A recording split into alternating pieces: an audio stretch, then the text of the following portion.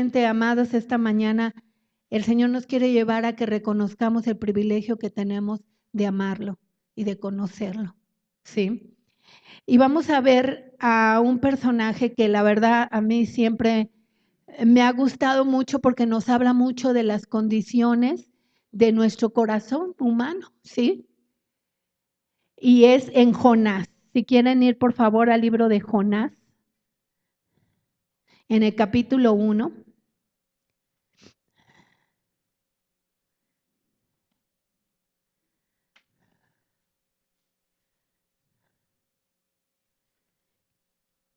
¿Ya lo tienen? Después de haber cantado esta canción y es la realidad que el Señor quiere que tengamos gozo, pues ¿dónde vamos a encontrar el verdadero gozo? En el arrepentimiento, en el temor de Dios, en la obediencia y en la humildad a Dios. Ahí encontramos el gozo. No en las cosas de afuera, sino cuando verdaderamente nosotros rendimos nuestro corazón a Dios. Y vamos a ver aquí en el Jonás, en el capítulo 1. ¿Ya lo tienen?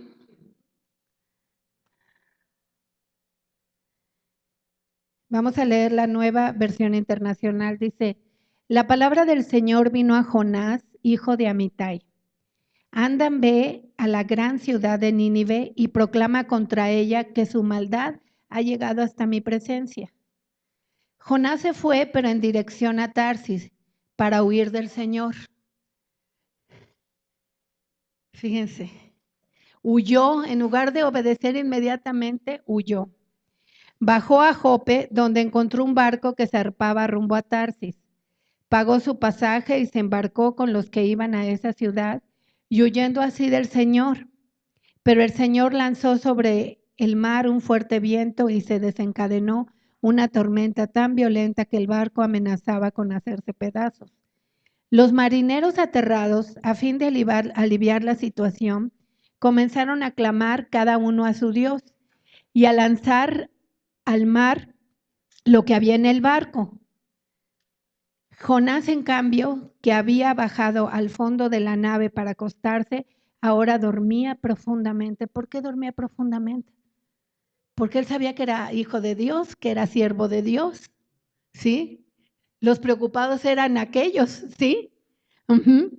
Dice, levántate, clama a tu Dios, quizás se fije en nosotros y no perezcamos. Los marineros, por su parte, se dijeron unos a otros, vamos, echemos suertes para averiguar quién tiene la culpa de que nos haya venido este desastre. Así lo hicieron y la suerte recayó en Jonás. Entonces le preguntaron, dinos ahora, ¿quién tiene la culpa de que nos haya venido este desastre? ¿A qué te dedicas? ¿A dónde vas? ¿A dónde vienes? ¿Cuál es tu país? ¿A qué pueblo perteneces? Y aquí viene muchas veces cuando se habla a la ligera, dice, soy hebreo y temo al Señor. Pues no le temía, porque si le hubiera temido, inmediatamente hubiera hecho lo que el Señor le dijo, ¿sí? Entonces aquí dice, soy hebreo, el 9, y temo al Señor, Dios del cielo que hizo el mar y la tierra firme, y les respondió. Al oír esto, los marineros se aterraron aún más, y como sabían que Jonás huía del Señor, pues él mismo se lo había contado, le dijeron, ¿qué es lo que has hecho? Pero el mar se había enfurecido más y más, así que le preguntaron, ¿qué vamos a hacer contigo para que el mar deje de azotarnos? Tómenme, láncenme al mar y el mar dejará de azotarlos. Les respondió, yo sé bien que por mi culpa se ha desatado sobre ustedes esta terrible tormenta.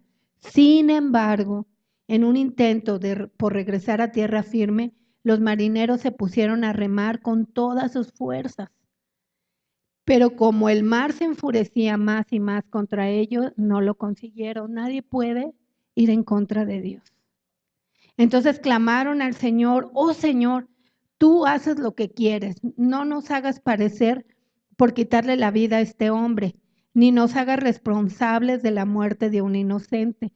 ¿Quiénes mostraron más temor de Dios? Y este es un llamado para que no nos hagamos orgullosos ni vanagloriosos de corazón, porque el Señor está con nosotros. Porque el conocimiento de Dios lo podemos tener aquí, pero el corazón puede ir en una dirección muy diferente y lo estamos viendo aquí. ¿Para qué es el Antiguo Testamento? Para nuestra enseñanza, para que no deseemos cosas malas, ¿sí? Tenemos la gracia, tenemos la verdad, tenemos la bendición, pero no debemos dejar que nuestro corazón se vaya para otro lado, ¿sí? Y por eso el Señor nos avisa antes, guarda tu corazón, ¿qué dice Proverbios 4:23? Hijo mío, guarda tu corazón porque de él mana, ¿qué? La vida, ¿sí? Entonces dice 14, entonces clamaron al Señor, Señor, tú haces lo que quieres, no nos hagas perecer por quitarle la vida a este hombre, ni nos hagas responsable de la muerte de un inocente. Así que tomaron a Jonás y lo lanzaron al agua, la furia del mar se aplacó en ese momento. ¿Qué tal? Al ver esto se apoderó de ellos un profundo temor al Señor. Si ya habían mostrado más temor de Dios, con esto estaban, wow. ¿Sí? Ok. Dice, a quien le ofrecieron un sacrificio y le hicieron votos, se dieron cuenta quién era el Dios verdadero. Ellos estaban aclamando a sus dioses, ¿sí? A sus dioses paganos, los dioses que habían conocido de la tierra que eran. Pero en el momento que se dieron, cómo todas las potencias de los cielos empezaron a moverse y toda la tierra se dieron cuenta quién era el Dios verdadero. Y que tenía un propósito y un plan, ¿sí? Que Jonás no estaba cumpliendo. El Señor por su parte dispuso un enorme pez. Ay, la misericordia de Dios. ¿Te ha puesto algún pez alguna vez? El Señor por su parte dispuso un enorme pez para que se tragara a Jonás, quien pasó 3 días y 3 noches en su vientre. Pero vamos a ver cuál fue la actitud de Jonás cuando estuvo esos 3 días. ¿Sí? Que yo creo que en el primer día, pues, no sé qué has hecho tú cuando estás ahí en el pez, que ahora cómo salgo de esta, Señor. Sí, hay un versículo que a mí me ha ayudado mucho, que el Señor Jesús nos dijo una palabra que dice, en el mundo van a tener aflicción, pero confíen, yo he vencido al mundo. Y esa es nuestra victoria, saber que Él venció en la cruz todas nuestras circunstancias. Los sistemas religiosos van a desaparecer, amados, porque no convencen a nadie. Solo Cristo puede convencer tu corazón y crecerlo para tener un temor reverente a Dios, un arrepentimiento y una humildad delante de Dios para que Él se mueva en tu vida, en mi vida, como Él quiere. Ajá. Entonces, vemos que ya en los últimos momentos, ¿qué hace? Cuando ya tenía 3 días, ¿qué hace Jonás? Ora, dice. Entonces Jonás, estoy en el 2:1, Jonás 2:1. Entonces Jonás oró al Señor, su Dios, desde el vientre del pez y dijo, en mi angustia clamé al Señor y Él me respondió. ¿Cuántos salmos nos dicen que Dios nos responde? Clama a mí y yo te responderé y te enseñaré cosas maravillosas que tú no conoces. Eso está en Jeremías. Jeremías 33:3, y entonces vendrás, llorarás a mí y me buscarás y me hallarás porque me buscarás de todo tu corazón. Son actitudes del corazón. Muchas personas pueden tener la palabra de Dios aquí y no es para crítica, es para que no nos pase. Pero ¿dónde está Jesús? ¿Dónde está creciendo en nuestro corazón? Por eso dice que de la abundancia del corazón habla la boca. ¿Quién está creciendo en ti? Por eso tenemos que reconocer a Cristo en nosotros mismos y en otros. Y ver también las obras que empieza el Señor a hacer señales. A veces estás en una situación quizás oscura o de media luz, pero empiezan a ver la lucecita del Señor. Aquí estoy. En el mundo vas a tener aflicción, pero confía, yo he vencido al mundo. ¿Y qué es lo que te saca al otro lado? Las actitudes del corazón que tú cambias para el Señor. Y aquí lo vemos. Dice, en mi angustia, el versículo 2, clamé al Señor y Él me respondió desde las entrañas del sepulcro, pedí auxilio y tú escuchaste mi clamor. A lo profundo me arrojaste, al corazón mismo de los mares, Las corrientes me envolvían, todas tus ondas y tus olas pasaban sobre mí. Y pensé, he sido expulsado de tu presencia. ¿Cómo volveré a contemplar tu santo templo? Las aguas me llegaban hasta el cuello, lo profundo del océano me envolvía. Las algas me enredaban en la cabeza. ¿Pero qué pasó? Dios no lo dejó morir. Dios no lo dejó morir. Y así es Dios con nosotros, nos cuida tan íntimamente, tan preciosamente, pero ¿qué actitud del corazón tuvo que hacer Jonás? Humillarse delante de Dios, tener ese arrepentimiento y esa humildad de reconocer, voy a caminar por donde Dios dice. ¿Sí? El 6, arrastrándome a los cimientos de las montañas, me tragó la tierra para siempre, sus cerrojos se cerraron tras de mí. Pero tú, Señor, Dios mío, me rescataste de la fosa. ¿Necesitas algún rescate? Solo Dios te puede rescatar. Solo Dios te puede rescatar de la fosa. Nada hay imposible. Lucas 1:47 dice, nada hay imposible para Dios. Nada, nada hay imposible para Dios. Pero ¿cuáles fueron las palabras de nuestro Señor Jesucristo? Todo es posible al que cree. Pero el que cree con un corazón ¿qué? Humilde, con un corazón de temor reverente a Dios, con un corazón de obediencia, no un corazón que quiere hacer lo que ellos quieren. ¿Sí me explico? Y es para todos. Yo estoy aquí parada y es una confrontación para mí, para guardar mi corazón en una plena obediencia y para transmitirles a ustedes lo que el Señor me estuvo hablando. El 7 dice, al sentir que se me iba la vida, me acordé del Señor y mi oración llegó hasta ti, hasta tu santo templo. El 8 dice, los que siguen a ídolos vanos abandonan el amor de Dios. Yo en cambio te ofreceré sacrificios y cánticos de gratitud. ¿Qué hicimos ahorita? Le dimos qué sacrificio de alabanza. No un sacrificio de irnos hincados, no un sacrificio de flagelar, de alabanza, de adoración, dice. Yo en cambio te ofreceré sacrificios de cánticos. ¿Qué fueron nuestros cánticos?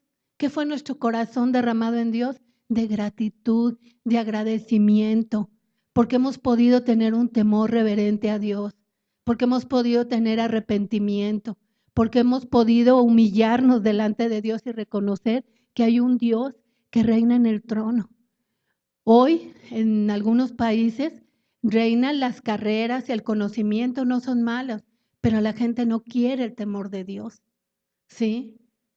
De hecho, en otros países, en un país de Europa, están quitando ya de su himno el hablar de Dios, van a hablar de sus héroes, de la democracia, de todas esas cosas, pero no quieren hablar de Dios. Hay un espíritu de incredulidad tremenda. Los muchachos ya no se casan, viven perdidamente, sin tener un respeto a Dios. Por eso esta mañana el Señor me hablaba de que valoremos verdaderamente el tener un temor reverente a Dios y enseñar a nuestras generaciones a amar a Dios y que tengan temor de ponerse en orden delante de Dios. Dice, yo en cambio te ofreceré sacrificios y cánticos de gratitud, cumpliré las promesas que te hice, ándale, cumpliré las promesas que te hice, la salvación viene del Señor. Entonces el Señor dio una orden y el pez vomitó a Jonás en tierra firme. ¡Wow! Vino el milagro. No sé cuántas veces ha salido de la panza del pez, pero creo que todos aquí no podemos decir que no hemos pasado situaciones, ¿verdad? Seamos sinceros. Dice, la palabra del Señor vino por segunda vez a Jonás. Estoy en el 3, Jonás 3:1. La palabra del Señor vino por segunda vez a Jonás. Anda, ve a la gran ciudad de Nínive, proclama el mensaje que te voy a dar. Jonás se fue hacia Nínive y conforme al mandato del Señor. Ahora bien, Nínive era una ciudad grande y de mucha importancia. Jonás se fue internando en la ciudad y la recorrió todo un día, mientras proclamaba, dentro de 40 días Nínive será destruida. Y los ninivitas le creyeron a Dios, proclamaron ayuno, desde el mayor hasta el menor se vistieron de luto en señal de arrepentimiento. Y así estábamos nosotros como en Nínive, ¿verdad? Y tuvimos arrepentimiento de nuestra vida pasada, arrepentimiento, y por eso estamos hoy aquí, sentados a la mesa del banquete, como pueblo de Dios. Entonces vemos que una de las primeras características para tener un corazón para Dios es tener que arrepentimiento delante de Él, de lo que ha sido nuestra vida. ¿Sí? Y vamos a Juan 9, vamos a ver ahora Jesús. Este mundo está en una ceguera espiritual tremenda. La Biblia dice, por sus frutos los conoceréis. Veamos los frutos del mundo, ¿sí? Y vemos aquí en Juan 9:1 que generalmente había gente que se acercaba a Jesús, le pedía, pero aquí vemos que Él llega exactamente con este ciego y fíjense lo que va a pasar, dice. A su paso Jesús vio a un hombre que era ciego de nacimiento y sus discípulos le preguntaron, Rabí, ¿por qué este hombre haya nacido ciego? ¿Quién pecó? ¿Él o sus padres? Y fíjense la contestación de Jesús, no hay fórmulas. Dice, ni él pecó ni sus padres, respondió Jesús, sino que esto sucedió para que la obra de Dios se hiciera evidente en su vida.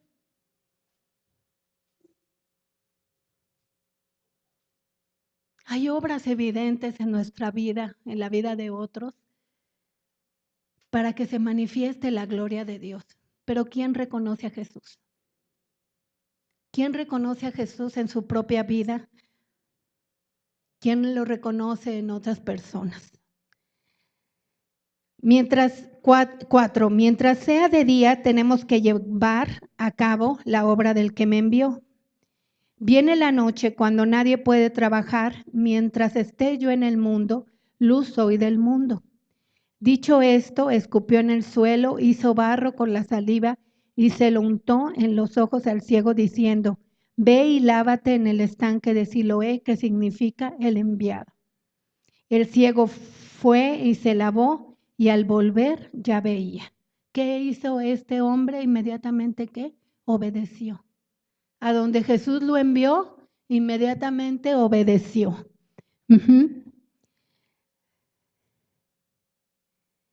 Sus vecinos, el 8, y los que habían visto pedir limosna decían, ¿no es este el que se sienta a mendigar? Unos aseguraban, sí, es él. Otros decían, no es él, sino que se le parece. Pero él insistía, soy yo. ¿Cómo entonces se te han abierto los ojos? Le preguntaron.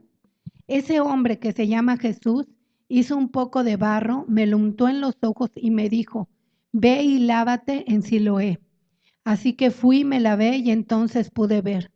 ¿Y dónde está ese hombre? Le preguntaron. No lo sé, respondió. Llevaron ante los fariseos el 13 al que había sido ciego. Era sábado cuando Jesús hizo el barro y le abrió los ojos al ciego. Por eso los fariseos a su vez le preguntaron cómo había recibido la vista. Me untó barro en los ojos, me lavé y ahora veo, respondió. Algunos de los fariseos comentaban, ese hombre no viene de parte de Dios porque no respeta el sábado. Otros objetaban, ¿cómo puede un pecador hacer semejantes señales? Y había desacuerdo entre ellos. Siempre las ideas de los sistemas religiosos van a traer un desacuerdo, por eso es tan importante que nosotros nos aseguramos estar creciendo en Cristo, no en ideas, sino en esa relación personal que tenemos con Él, guiados por el Espíritu Santo, ¿sí? Es muy importante, ¿sí? Porque qué triste que teniendo al autor y consumador de la fe, no lo reconozcas en tu propia vida o en las vidas de los que te rodean. ¿Sí me estoy dando a entender? Sí. ¿Y tú qué opinas de él? Fue a ti a quien te abrió los ojos. Yo digo que es profeta, contestó 18. Pero los judíos no creían que el hombre hubiera sido ciego y que ahora viera. Y hasta llamaron a sus padres y les preguntaron, ¿este es su hijo? El que dicen ustedes que nació ciego, ¿cómo es que puede ver? Sabemos que este es nuestro hijo, contestaron los padres, y sabemos también que nació ciego. Lo que no sabemos es cómo ahora puede ver, ni quién le abrió los ojos. Pregúntenselo a él, que ya es mayor de edad y puede responder por sí mismo. Y nos vamos a pasar hasta el 31, donde vamos a ver que le siguieron preguntando al ciego hasta que llegamos a algo muy importante en el 9:31, donde al ver que eran los fariseos los que llevaban la religión del lugar y no podían reconocer el milagro que estaba haciendo Jesús, el mismo ciego le dice, desde el 30, y respondió el hombre y les dijo, pues esto es lo maravilloso, que vosotros no sepáis de dónde sea, y a mí me abrió los ojos. Y sabemos que Dios no oye a los pecadores, pero si alguno es temeroso de Dios y hace su voluntad, a ese oye. Si hay una voluntad de Dios que debemos cumplir. En esta semana el Señor me hablaba cómo a veces inconscientemente la gente trae un sistema religioso que piensa, ya estoy en Dios, y se sigue comportando como en la tradición. Puedo oír decir que soy cristiano, pero sigo viviendo como yo quiero. ¿Sí me explico? Y aquí está diciendo que quién fueron limpiados sus ojos, ¿sí? De una persona que no había pecado, pero que Dios ahí quería manifestar su gloria. ¿Y qué características tenía Jesús en su corazón? Que estaba haciendo su voluntad, la voluntad del Padre, y era temeroso de Dios. Y eso nos enseña mucho. Nos enseña mucho que tenemos que ser temerosos de Dios, de saber que esta palabra no está nada más aquí para que la tengamos guardada, sino para que esté escrita en las tablas de nuestro corazón y nuestro corazón verdaderamente esté obrando conforme a lo que Dios dice. El 35, nos vamos a pasar al 35, que dice, oyó Jesús que le habían expulsado y hallándole le dijo, ¿crees tú en el Hijo de Dios? Respondió él y dijo, ¿quién es, Señor, para que crea en él? Le dijo Jesús, pues le has visto, y el que habla contigo él es. Y él dijo, creo, Señor, y le adoró. ¿Reconoció a Jesús? Tú no tienes que reconocer un sistema religioso, tú no tienes que reconocer ideas, tú tienes que reconocer a Jesucristo en tu propia vida. Por eso es tan importante la relación personal que tengas con Él.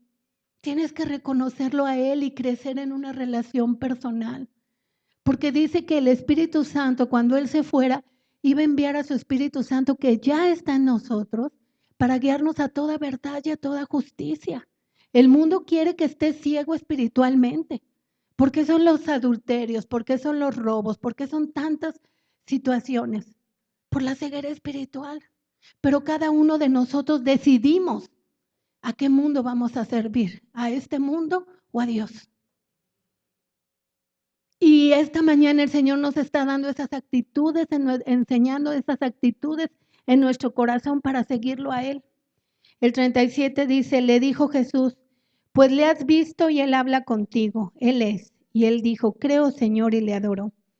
Dijo Jesús, para juicio he venido yo a este mundo, para que los que no ven, vean, y los que ven sean cegados.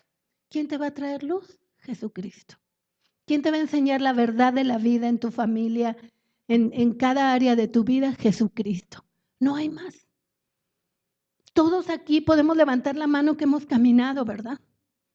Y que Él nos ha llevado a una vida diferente. No amamos la vida diferente, amamos a Cristo. Es tan fácil que el corazón se quiere ubicar en las cosas de este mundo, pero hay una generación que Dios está buscando que verdaderamente le tema, tenga una actitud de arrepentimiento, de obediencia y de humildad a Él.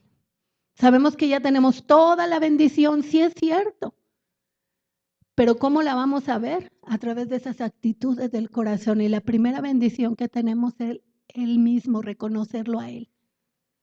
Porque si no lo reconocemos a Él, todo lo demás se va a acabar. Solo lo que Él hace es verdaderamente eterno. Y el 40 dice, entonces los fariseos que estaban con Él al oír esto le dijeron, ¿acaso nosotros somos también ciegos? Jesús les respondió, si fueran ciegos no tendríais pecado, mas ahora porque decís vemos, vuestro pecado permanece. ¿Cuándo permanece el pecado? Cuando no reconoces a Jesús. Porque en cuanto reconozcas a Jesús en tu vida, las vendas de ceguera espiritual se van a caer y tú vas a reconocer dónde estás y vas a cambiar de dirección o te vas a afirmar en la dirección que Él quiere para tu vida. Dice la Escritura en 2 de Timoteo 2:19, vamos a 2 de Timoteo 2:19.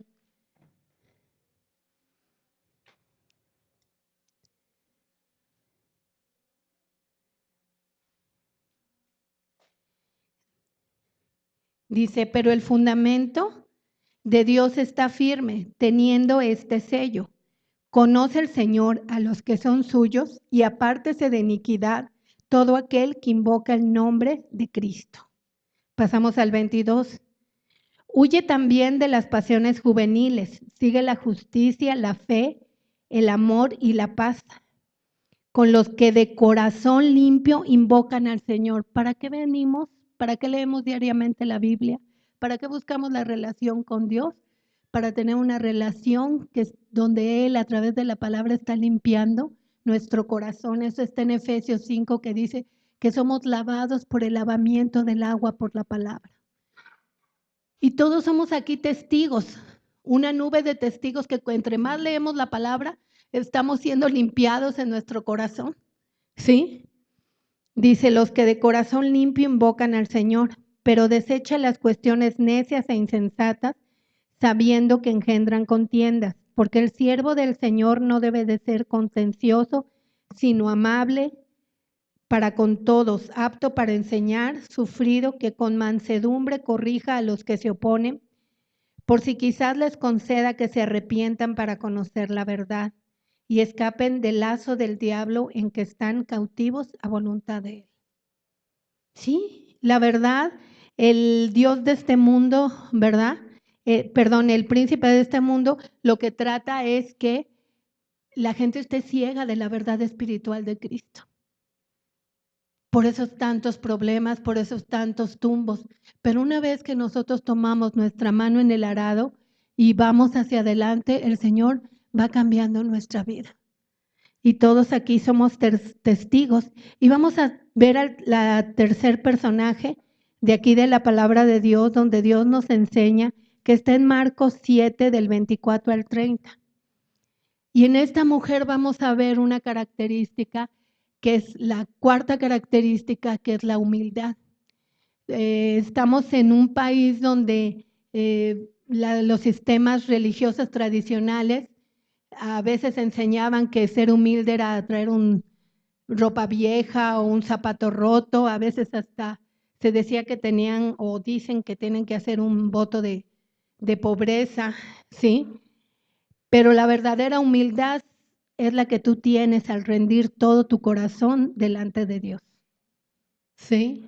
Y eso nadie lo puede ver, aunque tú hagas por fuera, no sé, quizás una actuación, lo que sea, la humildad que tú tengas delante de Dios solamente Él la ve. Y no es para señalarte, no eres humilde, sino porque va cautivando cada día Dios el corazón de nosotros. Entonces estamos en Marcos 7 del 24 al 30 y dice, Jesús partió de ahí y fue a la región de Tiro. Entró en una casa y no quería que nadie lo supiera, pero no pudo pasar inadvertido. De hecho, muy pronto se enteró de su llegada y una mujer que tenía una niña poseída por un espíritu maligno, así que fue y se arrojó a sus pies. Esta mujer era extranjera, sirofenicia de nacimiento, y le rogaba que expulsara al demonio que tenía su hija.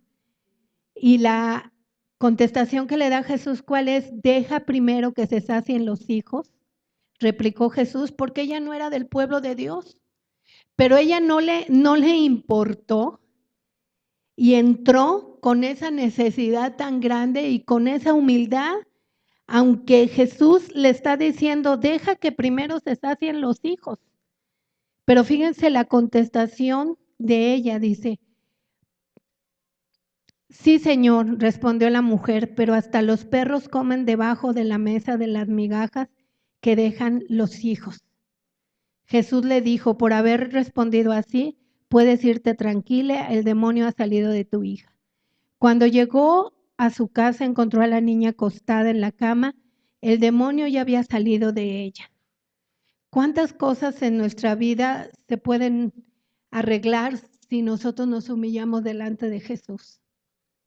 ¿Cuántas veces teniendo a Jesús mantenemos una posición de orgullo en nuestro corazón sin humillarnos, sin reconocer que necesitamos su toque, su sanidad, su revelación, su limpieza? Si ponemos nuestra fe y confianza y seguridad solo en Él, Él nos va a sanar y Él nos va a llevar adelante.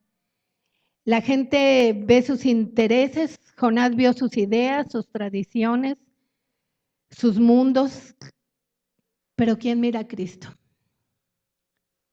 ¿Quién tiene un arrepentimiento profundo delante de Él y una humildad para buscarlo?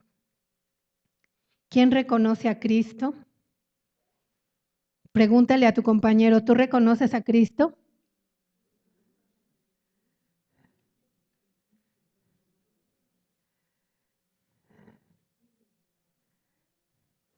Y vamos a ir a 2 de Timoteo 3, del 1 al 5.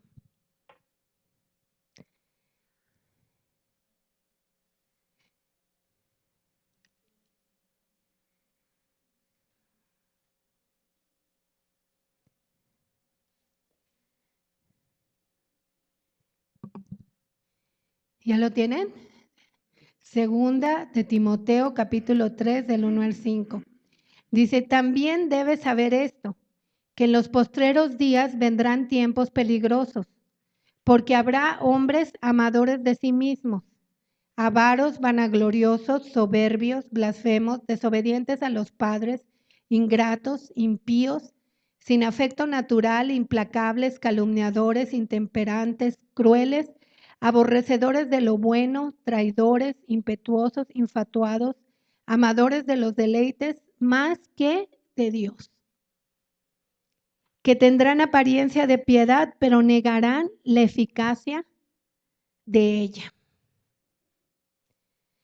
Y pasamos al 14, del 14, 17, qué tremendo esa generación que está formando el mundo, ¿verdad? Por eso Dios nos ha llamado a estar preparando una generación para Él, pero debe de empezar por nosotros, de no perder el temor reverente a Dios. ¿Sí? El 2 de Timoteo 3:14 dice, tú debes seguir creyendo en lo que aprendiste y que sabes que es la verdad. Después de todo, conoces muy bien a quienes te lo han enseñado. Recuerda que desde niño has leído la Biblia. Estoy en la versión traducción actual. Recuerda que desde niño has leído la Biblia y que sus enseñanzas pueden hacerte sabio para que aprendas a confiar más en Jesucristo y así seas salvo. Todo lo que está escrito en la Biblia es el mensaje de Dios y es útil para enseñar a la gente